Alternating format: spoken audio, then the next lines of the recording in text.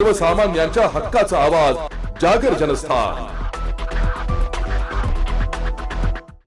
धुळे मध्यवर्ती बस स्थानक मधील अंतर्गत रस्त्यांच्या दुरवस्थेमुळे नागरिकांना नाहक त्रास सहन करावा लागत होता।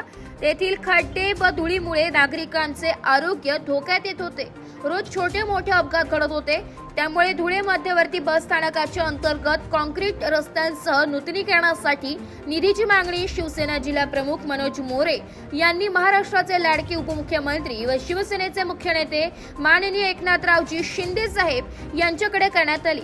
परंतु महामंडळाची आर्थिक परिस्थिती त्यावेळी नव्हती। त्यामुळे उद्योग मंत्री माननीय उदयजी सामंत साहेब यांनी बस स्थानकातील अंतर्गत कॉन्क्रीट रस्त्यांसाठी 4 कोटी रुपये निधी मंजूर केलाय व याची घोषणा शिवसेना जनसंपर्क कार्यालयाचे उद्घाटनाप्रसंगी घोषणा धुळे येथे करण्यात आली। कॉन्क्रीट रस्त्यांचे टेंडर निघाल्यापासून ते कामाचे उद्घाटन शिवसेना सचिव भाऊसाहेब चौधरी व आमदार मंजुळाताई गावित यांच्या हस्ते झाल्यानंतर काम पूर्ण होईपर्यंत वेळोवेळी पाठपुरावा केलाय।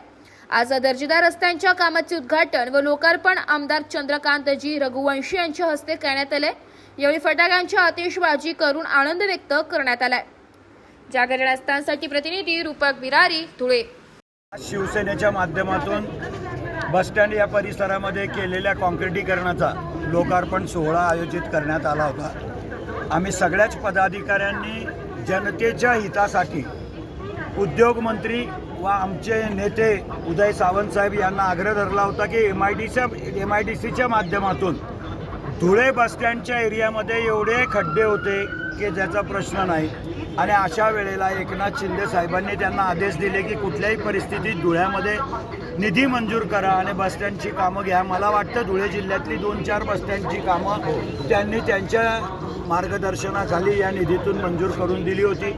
अत्यंत चांगल्या दर्जाचं काम इथं केलेलं आहे आणि भविष्यामध्ये या बसस्टँडवरती काही इमारतींचं सुद्धा उभारणी होणार आहे आणि त्याला सुद्धा अडचण येणार नाही। प्रस्तावित नवीन बसस्टँडसुद्धा शासनाकडे प्रस्तावित आहे आणि या दृष्टिकोनातून आमच्या टीमने मनोज भाऊ, हिरालालांना, संजीव भाऊ वाल्ले या सगळ्यांनी पाठपुरावा करून अत्यंत चांगलं काम, जनतेच्या हिताचं काम करणारं कोण तर शिवसेना हेच एक माध्यम आहे हे दाखवून दिलेलं आहे परत एकदा। आणि सगळ्यांनी या कार्यामध्ये सहकार्य केलं त्याबद्दल मी सर्वांचे मनापासून आभार मानतो। धन्यवाद।